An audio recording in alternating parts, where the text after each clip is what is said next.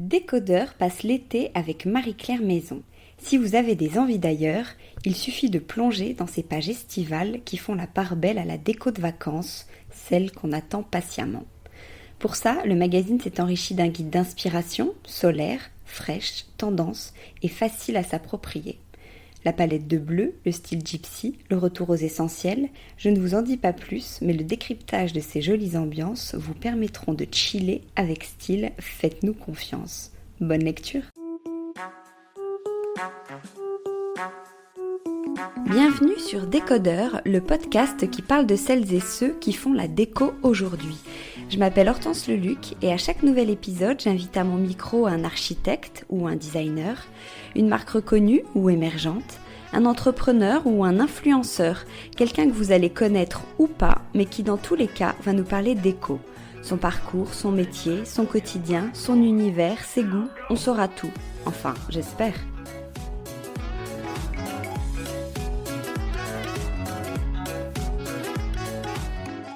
Bonjour à tous, merci beaucoup d'être là pour ce rendez-vous déco.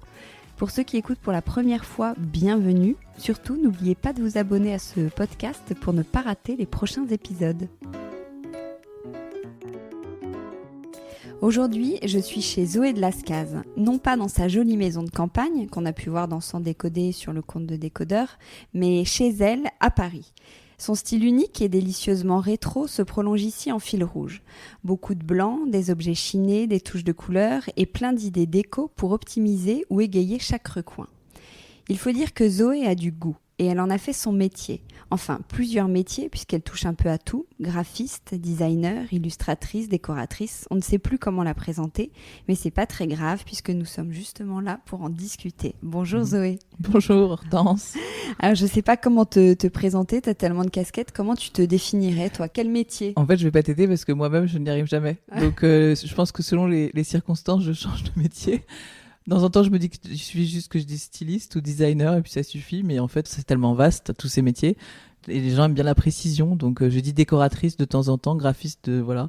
Je change. J'ai plusieurs casquettes. Tes enfants, par exemple, quand ils doivent dire métier de maman. Je pense très sincère. Alors, ma fille, je l'ai entendu dire que j'étais décoratrice, que je dessinais des maisons. Donc, je faisais des maisons. Ça, je l'ai souvent entendu dire.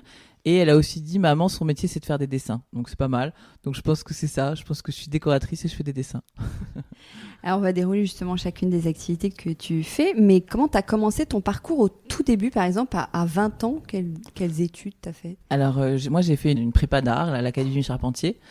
Et donc, en fait, la première année, tu testes un peu tout. Et puis après, tu choisis. J'ai voulu être styliste de mode pendant très longtemps quand j'étais petite. Finalement, je me suis dit que c'était un peu trop technique. Et que ma maman était styliste. Donc je me suis dit que non, ça allait peut-être me lasser, que j'avais pas envie du tout de coudre. Voilà. Et puis après, je me suis dit, mais tiens, je pourrais être architecte d'intérieur. Et puis quand j'ai vu en prépa d'art, les cours d'architecture d'intérieur, je me suis dit, non, c'est pas pour moi non plus. C'était beaucoup trop technique, c'était nul dans ce cours-là. Et puis en fait, je me suis éclatée au cours de création visuelle, quelque chose comme ça, où en fait, c'était vraiment le cours le plus libre que j'avais en prépa. On me donnait un sujet et on disait voilà, fais ce que tu veux, ta carte blanche. Et je crois que j'ai adoré ce principe-là. Et donc je me suis rendu compte que j'étais peut-être plus visuelle, que j'avais une mémoire visuelle, que j'aimais tout ce qui était dans les couleurs et dans les images. Et donc je me suis dit bon, j'ai oublié le truc technique, je vais faire à ma sauce. Et donc le résultat communication visuelle, ça me correspondait beaucoup mieux. Donc j'ai laissé tomber l'architecture. Et je me suis dit au pire, je reviendrai à l'architecture d'intérieur, à la décoration. Il n'y a pas de raison, c'est pas parce que je sais pas faire des dessins techniques, je suis pas douée là-dedans. Donc j'ai choisi communication visuelle et je regrette absolument pas parce que résultat, je me suis vraiment focus aujourd'hui. J'aime autant la photo que l'illustration et que la décoration. Donc et en fait, communication visuelle, ça veut dire quoi? C'est une école pour devenir directeur artistique. Donc c'est exactement ce que je sais. Donc c'est ça que je dois répondre aux gens d'ailleurs quand on me demande quel est mon métier. Je vais dire je suis directrice artistique. Je touche à tout ce qui est artistique. Voilà. Alors comment t'as commencé en créant des objets de déco, c'est ça, de ta propre marque? Mais alors en fait, pour la petite histoire, parce que je suis pas c'est quand même pas rien. Mes parents avaient une boutique de décoration qui s'appelait Territoire, qui était une boutique où j'ai passé ma vie en fait là-bas. Il y avait une boutique d'adultes très justement axée sur la nature. Donc c'est pour ça que j'adore la nature, et une autre qui était pour les enfants, pour les jouets. Donc moi je passais mes dimanches à jouer avec des jouets Villac en bois, et donc je passais aussi ma vie dans les salons avec mes parents pour acheter pour la boutique. Donc j'adorais, je travaillais là-bas l'été, enfin c'était, puis beaucoup de journalistes qui connaissaient, c'était un peu une institution quand même à Paris dans le milieu de la décoration. Et puis un jour, mes parents m'ont dit, écoute, on commence à en avoir un peu marre. Je sais pas si ça va durer encore longtemps, mais bon, c'est une super vitrine pour Paris, pour les journalistes. Donc si t'as envie de te lancer et de créer ta propre marque, peut-être que c'est le moment. Et j'avoue, quand je faisais les salons avec les parents, quand j'achetais, d'ailleurs, j'avais carte blanche pour acheter pour la boutique, je m'étais dit, en fait, je crois que j'ai envie d'être derrière. C'est-à-dire que j'avais pas envie d'acheter, j'avais envie de créer. J'avais toujours dit à mes parents, plus tard, vous viendrez m'acheter dans mon stand. Et en fait, c'était ça. Je voulais faire ça. Donc, je voulais créer, dessiner les objets. Et puis, donc, j'ai fait ça. Et c'est comme ça que je me suis lancée. J'ai fait quelques produits que j'ai décidés avec mes parents. Ça s'appelait les boîtes, la famille mise en boîte. Je l'ai vraiment créé avec mon papa et ma maman. Et ça a été un grand succès. Et mes parents m'ont dit, écoute, on a testé les boîtes chez Territoire. Ça marche super bien. T'as eu plein de presse. Je crois que c'est le moment. Il faut te lancer, quoi. Et donc, j'ai envoyé un dossier pour Maison Objet. J'avais prévu de pas être prise parce que pour moi, c'était un peu long d'être prise à Maison Objet. Et en fait, j'ai été prise tout de suite, ce qui m'a un petit peu déboussolée. Donc, résultat, j'avais 6 mois pour faire une collection. C'était quand même assez sport. Et puis, je me suis lancée assez vite avec mon mari, Benjamin, en fait, qui était à mes côtés et qui m'a beaucoup aidée. Et on s'est lancés tous les deux. Et en fait, Maison Objet a super bien marché. Et c'est comme ça que j'ai commencé. Oui, tu parles de ton mari. C'est important le soutien des proches quand on se lance? Je pense que c'est primordial parce que si on se sent seul et pas du tout soutenu, c'est dur quand même. Je veux dire, être entrepreneur, c'est quand même. Moi, j'avoue qu'en fait, j'ai été tout le temps soutenu. Je pense très très fort à mes parents qui m'ont beaucoup soutenu, qui m'ont toujours dit, de toute façon, dans la vie, on est des entrepreneurs, dans la famille, on est des entrepreneurs. Et c'est vrai, je me sens très entrepreneuse et je me rends compte que moi, je suis très dyslexique, donc j'ai eu un parcours scolaire vraiment compliqué. J'étais pas très heureuse à l'école, je peux même dire que j'étais malheureuse, mais par contre j'étais heureuse à côté. Donc maman me disait toujours, écoute, toi tu vas avoir un parcours plus compliqué que les autres, mais c'est ça qui a fait ma différence et c'est pour ça que j'ai eu envie de me battre et de faire les choses différemment, quoi. Voilà. Donc quand tu as lancé ta petite collection de boîtes, c'est ça? Après, tu as eu des articles, des commandes, c'est ça vraiment qui t'a C'est ça, lancé? en fait j'ai eu beaucoup de presse à Noël et tout ça, m'a beaucoup lancé. Et puis petit à petit, j'ai des boutiques qui m'ont appelé en disant, écoutez, en fait j'ai vu vos produits dans la presse et j'aimerais bien les distribuer. Donc moi j'avais un peu de stock parce que c'est mes parents qui m'avaient payé d'ailleurs ma première production. Donc là, dans le genre, j'étais quand même bien soutenue. Et puis petit à petit, j'ai commencé à avoir des commandes. Et puis j'ai eu une grosse commande de la grande épicerie. Ça a été ma première grosse commande qui m'a commandé des pochettes surprises. J'avais fait des pochettes surprises en carton. Et voilà, et là, ça a commencé. Alors moi, pour être très honnête, je t'ai connue à l'époque des cahiers chez Monoprix. Ah oui. T'es vendu chez Monoprix, donc ça aussi, c'était une étape importante. Ça, c'était, on va dire, un peu l'étape d'après. C'est-à-dire que j'ai fait pendant 8 ans Maison et Objets, où il y a plein de boutiques avec qui j'ai travaillé pendant des années. Et j'avoue que j'ai été très heureuse. Mais en fait, avoir une marque de décoration, c'est très compliqué. Il y a beaucoup de trésorerie. Et à la fin, je faisais plus du commercial que de la création, donc j'étais un peu malheureuse. Je courais après les clients, tout ça. En fait, c'était compliqué. Et puis, en fait, j'ai eu beaucoup de chance parce que j'ai rencontré Rizlan Nus, qui travaille chez Clairefontaine, qui est la PDG de Clairefontaine, une présidente de Clairefontaine. Et elle m'a dit, j'adore ton univers. J'aimerais beaucoup mettre ça sur des cahiers Clairefontaine. Et pour moi, Clairefontaine, c'était un peu une institution. Et en fait, voilà. Et ça a commencé, c'était maintenant il y a 8-10 ans, je pense. Donc, quand même, ça fait longtemps. Et en fait, ça a super bien marché. Et je me suis rendu compte qu'en fait, moi, j'avais juste à dessiner. Et après, je m'occupais de rien. Je faisais ni la production, ni la distribution. Et j'ai adoré. Et en fait, je gagnais tout autant d'argent voilà. Et je faisais ce que j'aimais. Donc là, il y a eu effectivement cette collection avec Monoprix, avec qui, d'ailleurs, presque tous les ans, en ce moment, il y a une collection avec Monoprix. Mais il y a eu une fameuse collection avec des animaux qui a été un succès assez incroyable, où j'avais une copine prof qui me disait à la rentrée, tout le monde avait des agendas avec des petits hiboux. Ça, c'était génial, c'était une super. Et donc effectivement, il y a beaucoup de gens qui m'ont connu comme ça. Et après, depuis récemment, tu as une casquette aussi de décoratrice.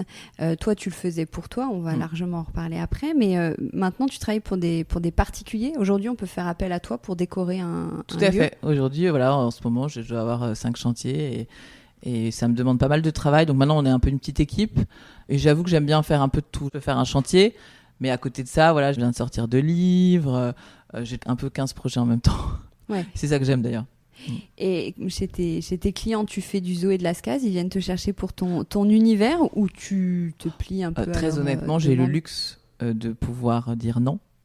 Et en fait, si on vient me chercher pour un style qui n'est pas le mien, non, je dis non. Clairement, c'est pas moi. Je vais faire de mon style. Bien sûr que je m'adapte au client, bien sûr que je fais attention à ce qu'il me dit. Je vais pas refaire un chez moi, c'est pas le but. En revanche, si on me demande de faire des années 70, faut oublier parce que c'est pas du tout mon style. Ouais. Comment tu penses, toi, un intérieur? Comment tu imagines Alors, très honnêtement, souvent, je me dis ça. C'est drôle parce que là, je suis en train de lancer un nouveau projet à la campagne. Donc, je viens d'acheter une nouvelle maison où je vais faire des ateliers. Et je me suis fait cette réflexion là il y a 2 jours parce que je suis en train de faire les planches tendance. Et je veux vraiment travailler chaque pièce et chaque endroit.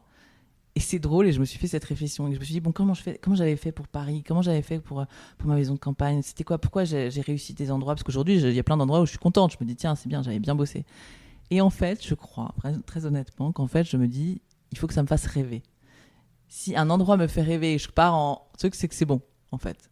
J'ai besoin. Et si ça me fait pas rêver, c'est que j'ai pas réussi. Donc, par exemple, là, mes ateliers, je suis en train de faire les plans.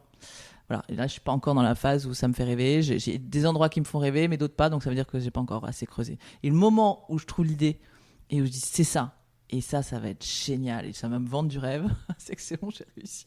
Parce que donc, tu as un appart, cet appart dans lequel on est, tu as une maison de campagne, donc tu as fait le choix d'un petit appart et d'une grande maison de campagne C'est pour ça. passer les week-ends. C'est Exactement ce choix que j'ai fait. Je pense qu'à Paris, vu les prix au mètre carré, c'est sûr que... Voilà. Et moi, on parle de rêve, c'est exactement ça. Moi, il fallait que, même mon appartement à Paris, moi, un appartement de 400 mètres carrés dans le centre de Paris, ça peut ne pas me faire rêver, en fait.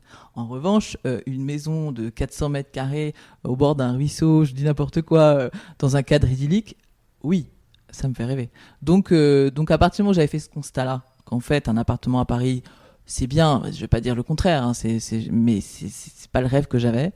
Je me suis dit, bon, s'il est plus petit, mais qui me donne plus de rêves, je préfère. Donc voilà, donc c'était le choix que j'ai fait et j'ai trouvé cet appartement avec cette terrasse. Et ce qui me faisait rêver dans cet appartement, c'était la terrasse. Donc il fallait qu'il y ait un coup de cœur. Donc là, je suis ravie parce que je suis dans le centre et en fait, le Paris historique est quand même magique et vend pas mal de rêves.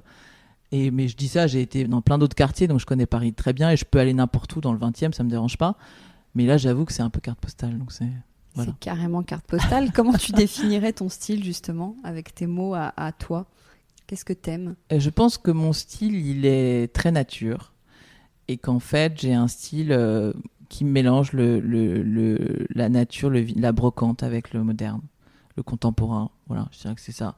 C'est pas évident. Comment on réussit ça, justement, mélanger c'est que pour moi, c'est une histoire d'équilibre, en fait. C'est vraiment un équilibre entre chaque endroit, chaque pièce. Et si on met trop de brocante, l'équilibre n'est pas bon. Et là, on tombe dans un côté un peu trop broc et c'est pas élégant. Et il faut juste trouver le juste équilibre, en fait, c'est ça. Et c'est pas toujours évident, hein. Je dis ça, je suis la première à de temps en temps dire « Ah non, je crois que cet objet-là, il est de trop, on va l'enlever. » Et là, c'est plus doux, voilà. Et le fait que ce soit le même style, ton appartement, c'est un peu le prolongement de ta maison de campagne ou inversement, t'as pas peur de te lasser? Alors, pour ceux qui me connaissent depuis longtemps, ils verront que mon loft était assez différent et était beaucoup plus coloré. J'avais un papier peint en Kelly qui a été vu partout. Après, j'avais fait des chaises qui a été un grand succès aussi. J'avais fait des chaises en papier peint vintage à fleurs. Donc, j'avais ma collection de cuisine de dinettes anciennes que j'adore. D'ailleurs, j'ai encore beaucoup de gens qui me réclament que je ressorte de ma grange ma collection de dinettes. Mais en fait, les modes changent. Et moi, je me suis lassée. Donc oui, bien sûr qu'on se lasse. Et si je dis pas, et ça se trouve, dans 10 ans, je serai dans un truc qui n'a rien à voir. En tout cas, ce qui est sûr, c'est qu'il y a un truc qui va pas changer, et qui n'a pas changé même depuis mon loft. Je sais pas, c'est la nature, je pense. Ça, il y aura toujours un peu de nature chez moi. Et il y a quelque chose un peu je cherche le mot depuis hier, un peu d'enfantin. C'est sûr. Ça te vexe pas qu'on utilise ce Non, mot-là? parce que pour moi, le retour en enfance, c'est justement le rêve. C'est-à-dire que je pense très sincèrement que moi, mes plus beaux souvenirs et qui m'inspirent tous les jours, c'est mon enfance, en fait. Moi, j'ai eu de la chance d'avoir une enfance magique. Ma grand-mère, elle avait un château sur l'Aubrac, donc j'ai passé mes étés dans un château énorme. D'ailleurs, on peut encore le visiter, hein. Et donc, j'ai passé ma vie entre l'Aubrac, la Normandie, la boutique de décoration de mes parents. Et tout ça, en fait, c'est évident que c'est ancré en moi avec toute mon enfance. D'ailleurs, je me rends compte aujourd'hui, je veux dire, c'est vrai que j'ai quand même grandi dans un château et dans une maison et dans une boutique de décoration. C'était vraiment ça, ma vie. Et donc, par exemple, un château, c'est rempli d'histoires. À chaque fois qu'on tourne la tête, on a un objet. C'est magique, en fait, comme dans les films, quoi. Donc, je pense que ça m'a inspiré vraiment. Et donc, oui, il est évident que toute mon enfance, l'enfance est liée, je pense, à ce qu'on crée. L'autre jour, j'ai mis en ligne un épisode sur le pouvoir des couleurs et mon invité, Jean-Gabriel Cause, dit qu'on a trop de blanc chez nous, qu'on n'ose pas assez les couleurs. Et chez toi, je me fais l'avocat du diable, c'est particulièrement blanc puisque même le parquet est peint en blanc. Mais c'est très lumineux. Et toi, qu'est-ce que tu lui répondrais? Qu'est-ce que le blanc t'apporte? Je pense que le blanc m'apaise en fait. Alors après, je parle pas du blanc clinique d'hôpital. Et d'ailleurs, en règle générale, à l'hôpital, c'est pas très blanc, c'est plutôt un jaune. J'étais pas particulièrement blanc d'ailleurs en fait avant, quand on voit mon loft, il n'était pas du tout blanc. Hein. Mais c'est avec le temps, je me suis rendu compte qu'à chaque fois que j'avais un mur de couleur, je finissais par le peindre en blanc. Et je me rendais compte que quand je le peignais en blanc après qu'il était en couleur, je respirais, je faisais ça va mieux. Et à partir du moment où j'ai fait ce constat que en fait ça allait mieux, je me suis dit c'est peut-être qu'il y a un truc. Et c'est à ce moment-là que je me suis dit, par exemple ici typiquement, on est dans un appartement qui n'est pas très grand en soi. Et je pense on gagne de l'espace avec du blanc, c'est évident. Je veux dire, là, mon salon, on est en train de parler en ce moment dans mon salon, je suis en train de réfléchir, si mon sol était noir, il est évident que je perds quelques mètres carrés, je pense, très sincèrement. Donc je pense aussi c'est ça, c'est-à-dire que le blanc agrandit l'espace et élargit la perspective, je pense. Voilà. Donc les couleurs, tu joues avec Alors les couleurs, je joue avec et j'adore les couleurs. Donc quand on me dit t'aimes pas les couleurs, non, c'est pas vrai. J'adore les couleurs. Et au contraire, je pense qu'en plus, je suis pas mauvaise en tant que coloriste.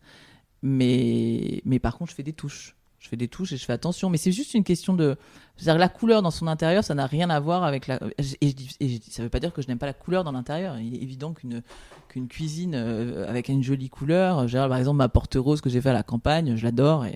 Et c'est un rose assez fort. Donc, c'est juste que je pense que je me lasse plus vite. Voilà, c'est juste ça. Alors, tu chines beaucoup. Comment est-ce que tu fais pour dégoter tes trésors? Est-ce que tu as des secrets? Je pense que ça, c'est un peu l'art du métier. Hein.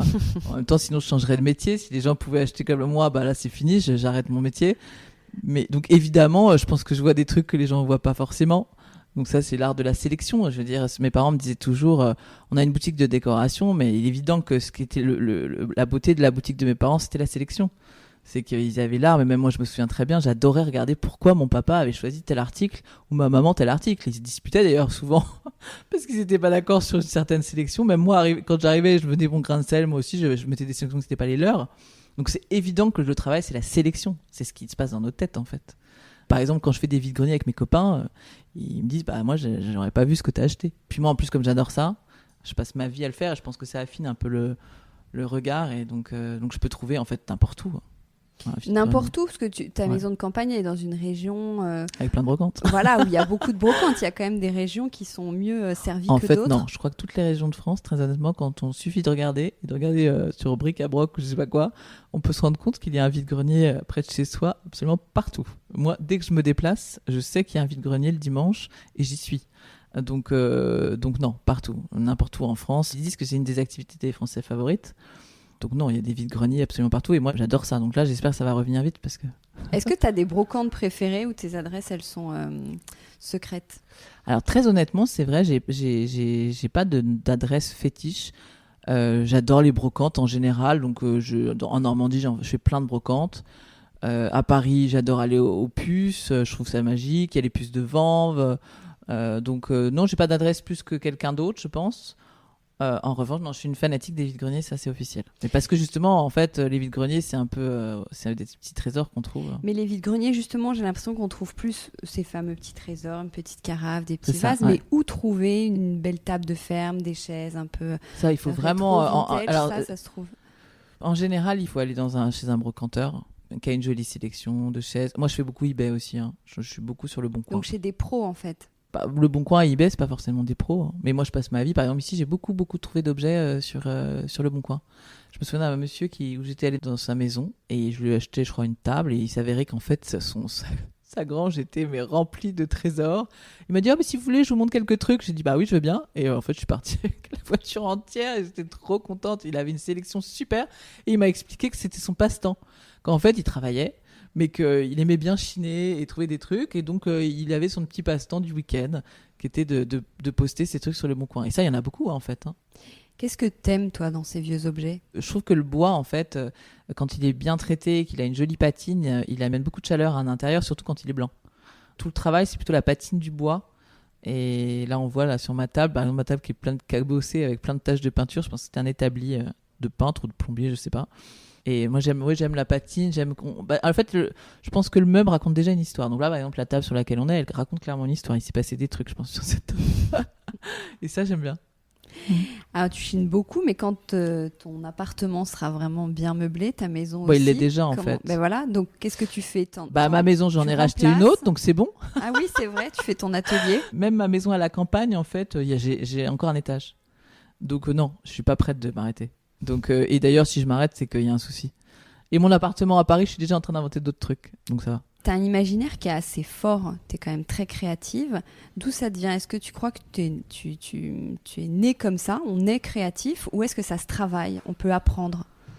Très honnêtement, vu la créativité de mes parents, je pense que j'ai dû naître comme ça. Et maman me disait, ça me racontait toujours cette histoire, elle me disait quand j'étais petite et qu'elle choisissait des vêtements, il paraît que je lui disais ah non ça va pas du tout les couleurs, ça non, et ça l'amusait beaucoup, elle s'était dit oula. Et donc moi par exemple depuis que j'ai 12 ans je sais que je vais faire ce métier, donc et j'ai été toujours créative mais clairement je suis dans une famille de créatifs, hein, et donc après je pense que ça se travaille. Je me souviens qu'à l'école je m'étais fait cette réflexion justement et je m'étais dit bon moi c'est sûr j'ai une base. Elle m'a été donnée par mes parents, par mon éducation, par ce que j'ai vu. Et je pense que mes parents m'ont éduquée sur mon goût, vraiment, je le pense. Ils me disaient toujours qu'ils voulaient pas m'acheter des jouets moches en plastique, qu'ils préféraient me donner des objets en bois. Alors, ils me disaient qu'ils n'y arrivaient pas, hein, que bien sûr, je voulais les trucs qu'on avait vus à la télé. Mais quand même, en fait, malgré tout, je l'ai vu, je l'ai ressenti, donc ça m'a éduquée. Donc, j'ai eu une base en arrivant à l'école. J'avais un goût, c'est sûr.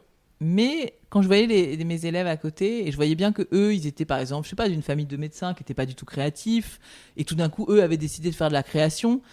Et je me disais, bon, et ils me disaient d'ailleurs, moi je me souviens de graphistes, même de stagiaires que j'ai eu, qui m'a dit, moi je suis une famille de médecins, ils comprennent pas mon métier. Et d'ailleurs, ça c'est encore un autre sujet, on en parlera une autre fois. Mais le métier de créatif est pas toujours bien. Enfin, moi, j'ai un peu lutté. Aujourd'hui, maintenant que je suis un peu reconnu, les gens sont plus aimables, mais ça n'a pas toujours été évident. Et donc, je pense qu'il faut se battre pour la création. Et c'est un métier dont il faut vraiment se battre. C'est un métier comme les autres, en fait. Et il n'y a pas de raison qu'il soit. Enfin, bon, ça, c'est un autre sujet, mais c'est un sujet qui me touche. Et je me suis rendu compte que même c'est pas parce qu'on est dans une famille de médecins, si on se bat et qu'on apprend, bah bien sûr, on y arrive. Mais il y en a beaucoup qui disent je sais pas faire. Bah oui, mais c'est pour ça que ça s'apprend. Je pense que bien sûr qu'on sait pas faire, mais si on a envie de le faire, et si ça nous procure du bonheur, et si on se bat, et si on apprend, heureusement, et c'est là où je dis que c'est un métier. C'est qu'évidemment, ça s'apprend. Et quand on me dit, ah oui, mais toi, en fait, c'est parce que tes parents ils faisaient de la décoration, ben, je l'ai déjà entendu ça. Donc, en fait, c'était inné, t'avais du goût comme ça. Ben, je veux dire, oui, c'est vrai, il y a une part de vérité. Mais en même temps, j'ai fait une école de direction artistique, j'ai appris à manier Photoshop, j'ai appris à manier Illustrator. Aujourd'hui, je suis capable de faire de la photo. La photographie, c'est un métier. On m'a appris à dessiner, on m'a appris la perspective. Donc oui, j'ai appris un métier. Et donc évidemment, alors pour d'autres, c'est peut-être plus difficile. Mais d'ailleurs, en fait, moi, j'avais des copains à l'école qui étaient... clairement, ils avaient pas eu aidé et ils s'en sortaient très très bien. Donc oui, c'est un métier et on peut l'apprendre. Donc il faut faire ça. Et en quoi tu dis il faut se battre ? Bah, il faut se battre parce qu'en fait, c'est un métier difficile, qui est pas très reconnu, en fait, quand même, malgré tout. On n'est pas médecin, ça c'est clair, mais ou même avocat, n'importe quoi, parce que c'est des beaux métiers, mais c'est pas très reconnu, la création. Et alors qu'aujourd'hui, on est dans un monde de l'image. Donc aujourd'hui, par contre, on commence un petit peu à changer d'avis. Mais moi, j'ai le sentiment très souvent que les gens me disent oui, mais enfin ton truc, ça va, c'est pas très difficile. Non. Là où c'est génial, c'est que je suis heureuse dans mon métier, donc je n'ai pas l'impression de travailler puisque j'adore ça, mais je travaille hein, quand même malgré tout, et je travaille comme n'importe quel autre métier. Mais donc oui, ouais, c'est vrai que de temps en temps j'ai même envie de faire des conférences dans les écoles parce que j'ai envie que les créatifs parlent plus fort, quoi, se défendent, se défendent un peu plus, parce que je trouve que de temps en temps c'est un petit peu, enfin ça c'est mon point de vue. C'est vrai qu'il y a quelque chose de très spontané chez toi. En fait, on a l'impression que tout est facile. Tu as un intérieur qui est canon. On a l'impression que tu as pris 2 fleurs, tu les as mis dans un vase, tu as aligné 3 tableaux, ça fait un décor sympa, t'as tes petites chaises. Est-ce que c'est juste une impression ? Est-ce que c'est vraiment facile pour toi ? Ou derrière, en fait, c'est quand même très travaillé, très pensé ? Alors, je pourrais pas dire que c'est difficile parce que je suis tellement passionnée que, évidemment, j'ai pas l'impression que c'est difficile, je m'éclate en fait. Et si je m'éclate pas, c'est que là, il y a un souci. Mais non, c'est travailler. Je pense qu'en fait, malgré tout, Je pense que c'est réfléchi, en tout cas. C'est réfléchi, et dans le fond, je pense que souvent je me dis ça. Par exemple, mon Benjamin me dit tout le temps, de toute façon, Zoé, il y a plusieurs personnes dans ta tête, et de temps en temps, j'arrive plus à te suivre. Et je me le dis tout le temps, on rigole beaucoup de ça, mais c'est tellement vrai. J'ai quand même 15 personnes qui me parlent en même temps dans ma tête, en train de dire, t'as fait ça, t'as fait ci, t'as fait ça, donc je suis un peu énervé quand même, hein, clairement. Mais j'adore ça. Donc oui, c'est facile et pas facile en même temps, quoi. Instagram, par exemple, je réfléchis beaucoup à, est-ce que ça va amuser les gens? Est-ce qu'ils vont être contents quand ils vont voir cette photo? Et je me dis souvent ça. Je me dis, est-ce que moi, ça me ferait plaisir? Et donc, c'est un peu travailler dans ce sens-là. Après, non, la photo est spontanée. Mais parce que je me dis, tiens, ah là, ça a l'air assez joli. Moi, ça me touche. Donc, j'y vais. Et j'adore la photo, en fait. J'adore ça. Et j'adore capter le bon moment, la jolie lumière.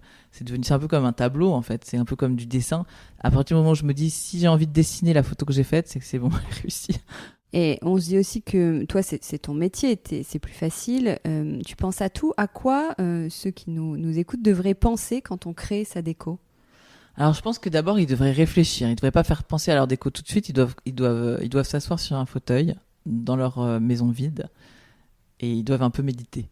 Ils doivent réfléchir à l'espace, à savoir comment les gens circulent dans la pièce, et quels sont les endroits qui procurent un peu de bonheur dans la pièce. Et en fonction de ça, ça demande un peu de temps. D'ailleurs, je dis qu'on s'assoit sur un fauteuil, mais en fait, on s'assoit plusieurs fois, plusieurs jours. Moi, c'est ce que je fais. Je m'assois, et c'est comme de la méditation. Et je regarde là-haut, les fenêtres. J'ai besoin de temps, je crois, en fait. Et par exemple, là, la maison que je suis en train de refaire, même si elle est là depuis longtemps, elle est dans mon jardin depuis longtemps, je réfléchis, je dessine, puis après, je reviens en arrière, je recommence. Et j'ai besoin de ce temps pour m'acclimater à l'espace. Donc je dirais aux gens comme conseil de prendre le temps. Voilà. Et une fois qu'ils ont pris le temps, il faut pas qu'ils aient de frustration, il faut qu'ils se fassent plaisir, en fait. Je pense que moi, ce que je dis toujours dans la décoration, c'est que les gens ont peur, en fait. Les gens, ils osent pas. Les gens, ils sont fermés, ils ont des frustrations, je sais pas pourquoi. Il y a plein de trucs qu'ils osent pas faire parce qu'ils se disent, oh, je sais pas, en fait, on fait pas ça, ça se fait pas. Mais c'est faux. Je veux dire, c'est ça la liberté aussi. Alors peut-être que, en fait, dans le fond, je suis quelqu'un de très libre, mais moi, j'ai pas peur d'aller ramasser une vieille porte, de la clouter. Alors ça marchera peut-être pas, mais j'ose, en fait. Je pense qu'en décoration, il faut oser, il faut pas avoir peur. C'est ça qui est drôle, en fait. Sinon, la vie serait un peu trop triste. Est-ce qu'il y a des indispensables pour toi, pour une jolie déco, pour une déco réussie? Je dirais que les indispensables, alors ça, c'est compliqué, non. Ou des erreurs à ne pas faire, à l'inverse. Et les erreurs à ne pas faire, et que c'est de mettre un meuble trop vite. Le nombre de fois où on se trompe avec un canapé parce qu'en fait il n'en a rien à voir et qu'il rentre pas dans la pièce, le nombre de fois où on se trompe avec une table où on dépense du fric sur un truc et on se rend compte que ça va pas du tout. Donc je dirais que oui, les erreurs à faire, c'est pas aller trop vite, en fait, et prendre le temps et de faire des petits dessins, des crowbars en regardant les espaces. Voilà. Tu parles d'argent, justement. Est-ce qu'une jolie déco, c'est pas aussi une question de budget? Alors ça, non. Et d'ailleurs, même pour être très honnête, je pense que c'est pour ça que mon style a du succès, en fait. Parce que les gens voient bien qu'il ne faut pas exagérer. J'ai pas de lampe. Alors, de temps en temps, ça m'arrive, effectivement, à la campagne. Là, je me suis offert une belle lampe qui coûte cher. Enfin, c'est assez rare. Et en général, j'ai des objets qui ne coûtent pas très cher, qui sont accessibles. Par exemple, ici, à Paris, c'est un peu différent. À Paris, j'avais un peu plus de budget pour mes travaux. Et en plus, comme avec Paris, il y a l'histoire de plus-value, tout ça, on ne sait jamais si on va le revendre. Je m'étais un peu plus plaisir dans le mobilier. J'ai des choses qui coûtent un peu plus cher. Et encore, ça se discute. Si, dans les robinets, j'ai des robinets qui coûtent un peu plus cher. À la campagne, j'avais plus de budget pour mes travaux. Donc, j'ai vraiment fait que de la brocante et du Bon Coin. Et les gens me disent, t'as le même style. Je dis oui, mais en fait, à Paris, c'est pas vrai. C'est un peu plus cher, on va dire, mais pas à la campagne. Donc oui, évidemment, à la campagne, moi, d'ailleurs, tout le monde me dit, t'as pas peur de te faire cambrioler, tout ça. Je dis, en fait, j'ai pas grand-chose. À la campagne? Oui, à la campagne. Oui. J'ai pas grand-chose, en fait. C'est de la brocante. Alors, peut-être que ça les intéressera de voler ma table broc. Bon, j'en retrouverai une autre, c'est pas grave. Alors, sans transition, tu as déjà écrit différents livres ou illustré. Aujourd'hui, tu sors 2 carnets de voyage. Ça s'appelle les carnets de voyage. Carnet du voyageur parisien. Carnet du voyageur parisien. Alors, qu'est-ce que tu peux nous dire sur ces livres? D'où est venue l'idée? Ouais. En fait, j'ai déjà fait pas mal de carnets de coloriage qui ont été un grand succès sur Paris, New York et Tokyo. Donc, pendant les premières années, d'ailleurs, j'étais avec les enfants, j'étais enceinte. Et donc, j'ai dessiné pendant 3 ans. J'ai fait que dessiner. Et j'ai adoré, en fait, de dessiner sans réfléchir. Je trouvais que c'était une super thérapie. Et puis, en fait, j'ai eu cette idée il y a maintenant un an, je crois, même un peu plus, 1 an et demi. J'étais à New York. C'était un peu notre premier grand voyage avec les enfants. Et j'avais envie de faire un carnet de voyage de souvenirs. Donc, j'avais absolument tout acheté. Le carnet, les crayons. Et j'avais imprimé toutes mes adresses avec mon imprimante. Donc, j'avais travaillé. Et je m'étais dit, comme ça, quand on sera à New York, on remplira mon carnet de voyage comme un vrai carnet de voyage. Et en fait, on allait dans une de mes adresses avec les enfants et ma fille me dit, écoute maman, elle est sympa ton adresse, mais en fait, je m'ennuie. Est-ce que je peux dessiner ? Et là, je me suis rendu compte que j'avais mon carnet de voyage dans mon sac. Je dis, bon, en attendant, dessine, je te donne des crayons, dessine sur mon carnet de voyage. Et puis, je me suis rendu compte qu'en fait, j'étais au café et que j'avais aucune envie de dessiner et qu'en fait, j'étais avec les enfants, donc c'était compliqué. Et je me suis dit, en fait, ça y est, c'est bien parti pour que je ne fasse jamais ce carnet de voyage. Je l'avais commencé, mais pas du tout terminé. Et là, c'est là que m'est venue l'idée où je me suis dit, en fait, si moi, en tant que créatrice et j'aime dessiner, je suis même pas capable de faire un carnet de voyage, qui est capable d'en faire un ? Alors, il y en a un plein, mais c'est un boulot monstre, en fait, de faire un carnet de voyage. Et là, je me suis dit, en fait, il faut que je fasse un outil qui aide les gens à faire eux-mêmes leur carnet de voyage et qui aussi peut servir à toute la famille. C'est-à-dire que si on est dans un café avec sa petite fille, son petit garçon, on sort les crayons et ça les occupe pendant que nous, on est tranquille à boire son petit café à la terrasse. Mais en même temps, il y a les adresses, parce qu'aussi de chercher les adresses, en fait, c'est compliqué. Donc, je me suis dit, il faut que cet outil-là serve à tout le monde. Ils ne sont pas obligés de le colorier, mais au moins, ils ont les adresses.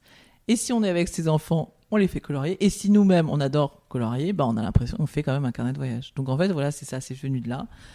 Et j'en ai parlé à mon éditrice et voilà, et elle a adoré le projet, elle a trouvé ça trop marrant. Et on a fait Paris et Londres et j'espère qu'on en fera plein d'autres. Pourquoi Londres ? Pourquoi Londres ? Parce qu'après Paris, c'était Londres, quoi. Après, ça aurait pu être New York. Moi, j'avoue que j'adore New York.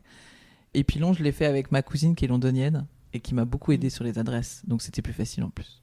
Et sur les adresses à Paris, comment tu as travaillé ? Est-ce que tu es le genre qui note tout dans un carnet, toutes les bonnes petites adresses ou non ? Je suis du genre qui commence à noter et qui ne finit jamais son cahier.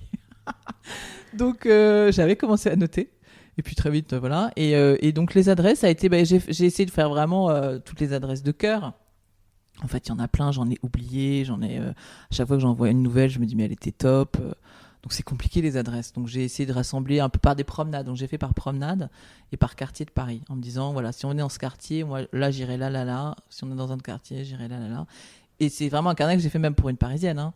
Parce que même moi, voilà, là-dedans, je pense qu'il y a encore quelques adresses que j'ai mis parce que j'ai envie d'y aller. Donc, ce sont quoi ? Des cafés, des boutiques ? Il y a vraiment des cafés, des restaurants, des boutiques de déco, voilà, il y a un peu de tout. Alors, tes 3 boutiques déco préférées, je suis obligée de te la poser, celle-ci. Ah, mais 3 boutiques impossible. déco, très honnêtement, je passe ma vie chez Merci quand même, vraiment, parce que je trouve que il y a des super sélections, il y a toujours des super scénographies, il y a beaucoup de goût. Je dirais pas que c'est une brocante, hein. Là, pour le coup, c'est plutôt là où je trouve justement, par exemple, on me demande toujours où est-ce que j'ai acheté mes lampes qui sont au-dessus de ma table en pot de confiture. Enfin, c'est pot de conserve, je sais pas ce que c'est d'ailleurs. Bon, ça, on me demande beaucoup, je les ai achetés chez Merci, par exemple. Donc voilà, donc je dirais que chez Merci, il y a quand même plein de petites touches contemporaines, peut-être plus, mais aussi un peu vintage, que j'aime bien. Après, dans le livre, il y a la boutique ailleurs, que j'aime beaucoup, avec voilà, le personnage, c'est quand même trop sympa. Donc ça, j'aime bien. Après, j'adore aller dans les brocantes, aux puces, voilà. Et après, les boutiques de déco, il y a la petite boutique là qui sont trop mignonnes chez Mezzanine. C'est une toute petite boutique de déco à côté du bon marché. Et d'ailleurs, on va peut-être aller faire un lancement là-bas pour mon livre. Et elles sont trop mignonnes. Et elles ont toujours une jolie petite sélection déco. Et pour un café, maintenant qu'on est déconfiné, une terrasse un peu sympa à Paris que t'aimes bien ? Alors, une terrasse... Là, celle qui me vient tout de suite, mais alors parce que je sais pas, parce que c'est peut-être des souvenirs d'enfance, c'est le café Louis-Philippe, en face de l'île Saint-Louis. Parce qu'en fait... la légende dit que mon papa et ma maman ont leur premier rendez-vous là-bas. Et donc depuis, voilà, avec mes frères et sœurs, on adore ce café parce qu'on trouve qu'il est très parisien. Et il a ses petites naves Vichy, ils sont toujours très gentils. Et donc moi, j'ai l'impression pour moi, c'est le Paris, quoi. Voilà, donc je dirais là, si je pouvais aller déjeuner au café Louis-Philippe, ça serait bien. Et un endroit sympa pour les enfants ? Un endroit sympa pour les enfants, ça c'est une bonne question et c'est une question compliquée. Donc là, il faut que je réfléchisse. Hier, on parlait de ça, des pique-niques au parc de Catherine Labouré, qui est derrière le Bon Marché, qui est en fait un parc avec des bonnes sœurs. Et en fait, je ne sais pas pourquoi, il est très feng shui ce parc. Et moi, quand j'étais petite, j'allais faire des cours de potager. Et en fait, j'ai vu qu'il existait encore des cours. Et d'ailleurs, j'étais censée inscrire ma fille, bien sûr, je ne l'ai pas fait. Et je trouve que c'est un parc que j'aime beaucoup. Donc là, je rêverais d'emmener ma fille à un cours de potager dans le parc Catherine Labouré. C'est marrant parce que tu es très citadine et en même temps tu aimes beaucoup la campagne. Est-ce que ton cœur balance quand même d'un côté ? Mon cœur balance, c'est juste évident. C'est-à-dire que moi je suis mi-ville, mi-campagne. C'est-à-dire que je suis parisienne, je suis née à Paris, je ne connais que Paris. Mes parents et grands-parents étaient parisiens. Une de mes grand-mères était russe, mais enfin elle était quand même complètement parisienne. Et donc, j'ai eu la chance d'être gâtée. J'étais à Paris et puis à la campagne pendant les vacances. Donc, mes parents ont une maison à côté de la mienne en Normandie. Donc, j'ai toujours été en Normandie. Et puis l'Aubrac, et puis le Midi, et puis le sud de la France. Donc, mais je serais capable d'aller vivre à la campagne, mais je suis quand même assez attachée à Paris. Donc, d'où ce choix d'avoir une maison à 1 heure de Paris. Comme ça, c'est réglé, le problème est réglé. Alors, tu as une autre casquette aussi qui est un peu d'être influenceuse, entre guillemets. Tu es quand même très suivie sur les réseaux, tu as quand même une grosse communauté. Comment tu l'expliques, d'où elle vient, qui sont comment elle s'est créée, cette communauté? Très honnêtement, Instagram, moi, je sais pas comment dire. J'ai mis du temps à comprendre. Je me sens pas du tout influenceuse. D'ailleurs, souvent qui disent on n'aime pas le terme et tout ça, mais c'est pas faux. Moi, je suis pas une fan. Ah ouais, c'est horrible de ce terme. Et en plus, comme j'ai un métier, c'est un peu nouveau pour moi Instagram. J'ai de la chance parce que je gagne ma vie à côté. J'ai mes bouquins, je suis décoratrice, donc Instagram c'est très très nouveau en fait. Mais par contre, c'est très amusant. Parce que je trouve que c'est très amusant, c'est de parler aux gens, en fait. On se rend pas compte, mais en fait, on communique sur Instagram. Et donc, moi, j'ai quand même, là, par exemple, mon histoire de soupe de fleurs. Alors ça, j'ai pas compris ce qui s'est passé. Là, j'étais un petit peu dépassée par le truc. J'ai dit, oula, pendant le confinement. Tu peux expliquer pour ceux qui ne si même on m'en parle encore aujourd'hui, rien. Un jour, j'ai mis... comme, en fait, mon mari dit que de toute façon, t'es une tarée des soupes de fleurs. C'est vrai, j'ai toujours fait ça depuis que je suis toute petite. Je m'amusais avec mes enfants, ou même moi, petite, je m'amusais à faire des soupes de fleurs avec mes cousines. Donc, pour moi, voilà, j'ai toujours fait ça. Et là, j'ai posté une photo de soupe de fleurs, mais vraiment, très honnêtement, sans aucune arrière-pensée. Et là, je me suis retrouvée, tout le monde s'est mis à faire des soupes de fleurs et à m'en envoyer, mais j'en ai reçu 1000. C'était incroyable. Mais j'avoue qu'en même temps, c'était pendant le confinement, que j'étais quand même assez nerveuse, assez stressée de ce confinement. Et que c'était génial de recevoir toutes ces soupes de fleurs. Je me suis dit, bon, en même temps, il y a pire. Donc voilà, donc là, typiquement, on peut dire que là, j'ai influencé pas mal de personnes sur la soupe de fleurs. Et voilà, et je pense qu'aujourd'hui, ce qui m'amuse, en tout cas dans Instagram, c'est effectivement, quelqu'un m'a dit un jour, là récemment, il m'a dit en fait, t'es pas influenceuse, t'es inspirante. Et ça, j'ai trouvé que c'était plus joli. Oui, c'est beaucoup plus joli. Toi, mais justement, en parlant d'inspiration, est-ce que ça t'inspire? Tu y vas pourquoi? Instagram? Ouais. Ah, ça m'inspire, c'est sûr. Mais je fais attention quand même. Je sais pas si ça ça m'inspire. J'aime voir les styles de vie de gens au fin fond des États-Unis, au fin fond de l'Amérique, l'Amérique du Sud. C'est ça que je trouve génial sur Instagram. En fait, ce que je trouve génial sur Instagram, c'est que le monde se rapproche. J'ai des messages, moi, d'Américains, j'ai des messages du Brésil, j'ai des gens qui m'envoient leur coloriage au fin fond du Japon. Par exemple, j'avais sorti un coloriage qui avait cartonné en Corée. Et j'avais reçu, je sais pas, 3000 hashtags en coréen, donc il fallait le deviner, de coloriage. Donc c'est magique ça quand même. Je sais pas, il y a 10 ans, je pense que ça n'existait pas quoi. Donc pour moi, ça, Instagram, c'est vraiment le bonheur. Se rapprocher du monde, ouais. Et tu fais beaucoup de photos, tu montes beaucoup de photos de chez toi. Tu es habitué à ça? Comment c'est venu en fait la première fois? Je pense que j'ai dû poster une photo de chez moi un jour. Je veux dire, à un moment, si on fait de la déco, forcément, on monte son chez soi. Sinon, ça serait pas marrant. C'est un peu comme si on fait des dessins, on monte son dessin. Si on est illustrateur, on monte son dessin. Bon, décoratrice, pareil. Je pense que ça a été comme ça un peu au début et j'ai vu que ça fait du succès. Et là, je me suis dit, tiens, c'est marrant, on dirait que les gens aiment bien. Et voilà, donc après, je me suis dit, bon, si les gens aiment bien, je vais continuer. Est-ce que toi, donc tu es très inspirante pour des tas de personnes, est-ce que toi, t'admires l'univers de quelqu'un? Un courant, une personnalité, est-ce que j'admire un designer, une décoratrice? J'aime plein en fait. Je peux en dire 25 potentiellement. Ah vas-y, on a le temps. Qu'est-ce que j'aime alors par exemple, je suis une fan de Paul Smith parce que Paul Smith, dans le genre, il gère les couleurs quand même super bien. Et ce que j'aime chez Paul Smith, c'est que c'est clairement un dyslexique. Et ça, je pense qu'entre dyslexiques, on se repère. Et donc Paul Smith, il est tellement dyslexique, mais c'est un vrai bonheur. Donc et puis il est drôle, il y a beaucoup d'humour. Donc ça, je dirais que moi, je suis une fanatique de Paul Smith. Donc j'attends ses posts toujours il fait toujours des trucs tellement drôles. J'adore Martin Parr avec son humour, ses photos. Je trouve que c'est tellement drôle. Paul Cox, j'adore les illustrations de Paul Cox, David Hockney. Voilà, toutes ces couleurs en fait. Je crois que j'aime beaucoup toutes les couleurs. Et puis après, en décoration, bizarrement, je sais pas de. Ah si, j'adore. Mais alors je n'arriverai jamais à le prononcer. Il est belge, je crois. Axel Vervoort. Voilà. Donc, toi-même, tu n'y arrives pas. Axel Vervoort ou je ne sais pas quoi. Ça, je suis une grande fan. Je trouve que c'est tellement beau. Alors, avant de terminer, on va passer aux questions du public. J'ai toujours pas trouvé le terme. Le terme, ouais. J'ai demandé hier sur Instagram à ceux qui suivent Décodeur s'ils avaient des questions pour toi. Mm-hmm. Donc j'ai pas mal de questions. Je te propose de me donner un numéro, je vais compter et tu vas me dire pour le tirage au sort. Je peux te dire jusqu'à combien, c'est quoi? Tu peux dire jusqu'à 60. Ah oui, d'accord. Compliqué. Je vais dire 24. Alors, c'est une question de Tessa Vacher-Desvernay. Comment faire pour que le reste de la famille conserve l'équilibre de son esthétique au jour le jour? Si j'ai bien compris, ça veut dire comment faire pour qu'avec des enfants et avec la vie, en fait, en général, on arrive à conserver un joli équilibre de décoration, si c'est bien ce que j'ai compris. Oui, je pense que c'est ça. Par exemple, un canapé blanc avec des enfants, typiquement. Typiquement. Ben, on y arrive. Alors, je ne sais pas comment. Peut-être que c'est une certaine méthodologie. Moi, j'avoue que je pense qu'on trouve... Alors, c'est là où je rejoindrais Marie Kondo. C'est-à-dire que je pense qu'en fait, moi, évidemment que mes enfants ont des jouets... par exemple des jouets moches en plastique qui ne vont pas du tout avec mon intérieur. Mais en fait, j'ai trouvé plein de systèmes de rangement qui font qu'en fait, quand ils jouent, bah voilà, ils jouent, il n'y a pas de souci, ils font ce qu'ils veulent. Mais par contre, quand j'ai décidé de ranger la pièce, bah en fait, j'ai une façon de structurer la pièce qui fait que, voilà, par exemple, typiquement dans la chambre des enfants, j'ai fait des aménagements sur les combles où je range tous les jouets quand je les range. J'ai fait des systèmes de paniers où je mets tous les jouets à l'intérieur. À la campagne, j'ai fait... Là, par exemple, pendant le confinement, j'ai tout rangé, j'ai mis dans des paniers. Voilà, je pense que c'est ça, en fait. Et, par exemple, sur les étagères, je garde que les jouets que je trouve jolis. Et tout ce que je trouve un peu moche, bah, je trouve des espèces de systèmes de rangement. Alors, par exemple, le rêve de ma fille, c'est quand même d'avoir un lit Michael Jackson. Bon, bah typiquement, je lui ai dit, écoute, c'est pas prévu.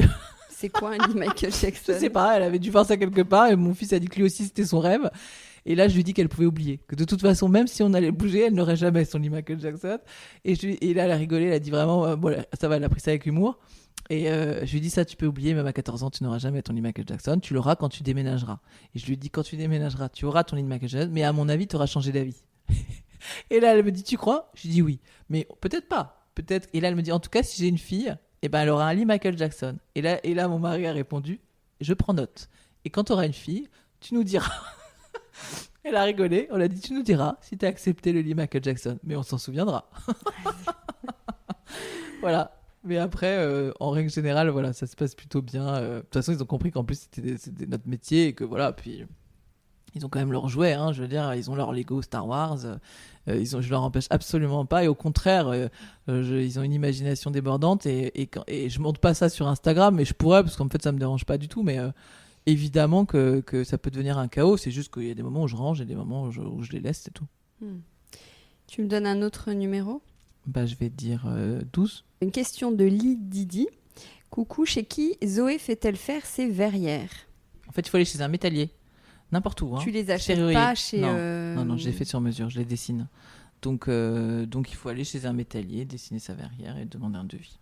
Mais je n'ai pas de fabricant particulier de métallier. Voilà. Et donc toi tu dessines vraiment la forme, voilà. Et il s'exécute. Exactement. Super, alors on va terminer avec les questions à Watt 1000. Zoé de Lascaz, c'est ton vrai nom? Ah oui, alors ça c'est aussi une grande question. Mon vrai nom, c'est Zoé Méneur de Lascaz. Sur mon passeport, c'est Zoé Méneur de Lascaz. Méneur, c'est le nom de mon papa, breton, et de Lascaz, c'est le nom de ma maman. Et en fait, quand j'ai lancé ma marque, ma maman qui s'appelle Geneviève de Lascaz, quand j'ai lancé ma marque, mon papa m'a dit, écoute, tu sais, Zoé de Lascaz, ça marche plutôt pas mal.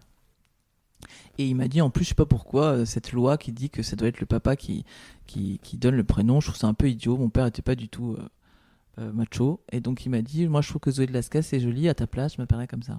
Et voilà, donc c'est mon vrai nom. D'accord. Alors, tu vas voir le jeu de mots tout trouvé. En France, on met beaucoup les gens dans des cases. Est-ce que tu es d'accord avec ça? Est-ce que tu le contestes? Est-ce que tu...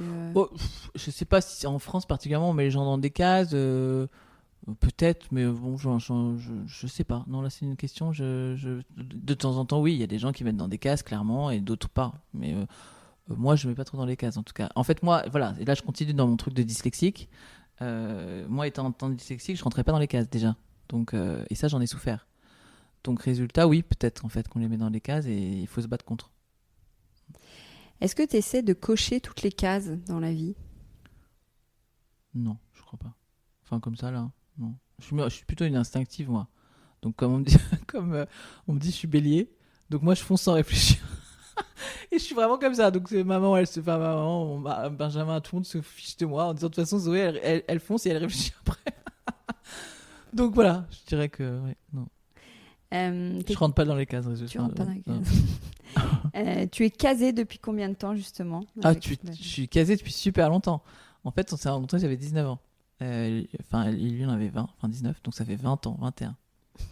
Et on travaille ensemble depuis 12 ans. Alors les gens me disent, mais comment tu fais pour travailler avec ton mec? Oui, je t'ai pas posé cette question-là, que je la pose quand on... En fait, non, mais quand on travaille comme ça et c'est un pur bonheur, franchement, je pense que c'était plus difficile au début, parce je pense qu'on a mis du temps on s'est dit, non, mais ça va pas le faire. Je pense qu'on s'est beaucoup plus engueulé au début que maintenant. Je crois que maintenant, ça y est, on est rodé. Lui, il s'occupe de... Lui, par exemple, quand tu les chantiers, il est chef de chantier. Donc c'est lui. Lui, il a fait un peu mon école par procuration, parce qu'on s'est rencontrés très jeune. Lui, il travaillait chez Publicis, donc il a fait du graphisme, il a fait une école américaine. Et donc en fait, souvent c'est lui qui me faisait le boulot à l'école. Il faisait pas mal le boulot de mes copines aussi. Il adorait ça, Photoshop et tout ça. Il était vraiment graphiste en fait. Et donc on va dire, il dit toujours que c'est le technicien. C'est pas faux. C'est-à-dire que voilà, moi je fais des trucs et j'ai des idées, mais en fait, s'il était pas là, je pourrais peut-être pas les faire. C'est la logistique, l'administratif. Ouais, exactement. Mais résultats, enfin bon, on est bien complémentaires. C'est-à-dire que je me réveille en pleine nuit en disant ça y est, j'ai une idée. Lui il va lever les yeux au ciel en disant qu'est-ce qu'elle m'a encore inventé. Mais il va être capable de la faire, donc c'est cool. Est-ce qu'il y a des moments où tu as l'impression d'avoir une case en moins? Ah oui, plein de fois. Dans quel cas, par exemple? Par exemple, tout le monde dit que, je sais pas, mais il y a un film que j'ai adoré, j'adore Wes Anderson, et il y a un film qu'il adorait qui s'appelait avec le renard, mais je sais plus comment ça s'appelait, j'ai un trou, bref, c'était un dessin animé, et dans ça il y avait une taupe qui est tendance à des bugs, on appelle ça, elle a des bugs, donc d'un coup elle a les yeux qui commencent j'adore cette scène parce que j'ai l'impression que c'est moi, et mes enfants me disent toujours, oh ça y est maman, t'as un bug là, tu bugs là. Donc oui, j'ai souvent des cases en moins, je suis quand même très dyslexique, donc il y a plein de choses que j'arrive pas à faire, mes mouvements sont pas très synchrones, enfin là, je suis un peu ambidextre, c'est un peu n'importe quoi. Donc oui, Est-ce que tu as déjà regardé la série Cold Case? Je suis pas très série, alors mon mari l'a sûrement vu, tout le monde l'a sûrement vu autour de moi, et moi j'ai l'impression de me faire happer par un truc et je pourrais jamais plus m'en sortir. Donc je pense que j'ai trop peur de commencer une série, voilà. Donc non, je suis pas très série. Donc j'en ai entendu parler, mais je sais même pas ce que c'est. Est-ce que tu es le genre qui aimerait dormir dans une case, comme dans Les Bronzés, ou plutôt dans une chambre cosy? Ah bah alors je crois que typiquement, c'est les deux pour moi. Je suis capable d'aller mettre un lit en plein milieu de la nature sur l'Aubrac. C'est quand même mon rêve absolu, ça. Et avoir une belle chambre. Donc j'aime les deux. Si tu devais retourner à la case départ, qu'est-ce que tu changerais de ta vie? L'école. Je trouve que c'est pas fait, en tout cas pour les rêveurs, voilà, comme moi. Je ferais plus de pratique à l'école. Par exemple, dans les pays du Nord, ils font des trucs super, ils apprennent à faire des trucs idiots, ils ont des cours de cuisine. Bon, ça paraît idiot comme ça, mais dans la vie, ça aide quand même. Ils ont des cours de bricolage, par exemple. Et je pense très sincèrement qu'en fait, on est dans une société où... Enfin, je veux dire, moi, les maths, ça m'a pas beaucoup aidé dans la vie. Alors après, effectivement, je suis pas devenu mathématicien, ou je suis pas devenu... Mais il y a plein de cours comme ça qui m'ont pas aidé, alors que, par exemple, quand on dit maintenant qu'il faut faire des cours d'empathie, c'est évident.